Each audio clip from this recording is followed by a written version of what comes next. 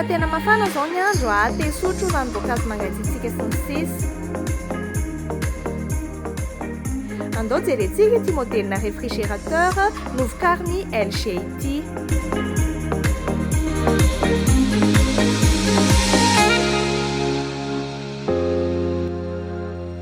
Karazana vata fampangatsiahana amerikana side by side izy ity, izany hoe côte à côte.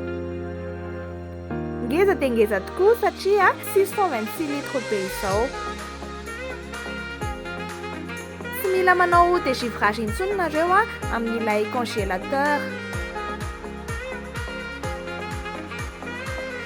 Misy ilay antsoina hoe dorcoline plus izy, izany hoe mitovy daholo ny antsika ao anatiny fa tsy misy ny hoe mangatsiaka kokoa ohatra. Dia manana ihany koa izy ny atao hoe fraîche balanceur izay natokana manokana hitehirizana ny voankazo sy ny legioma. Ny hena sy ny trondro koa nefa dia efa manana ny plasiny manokana.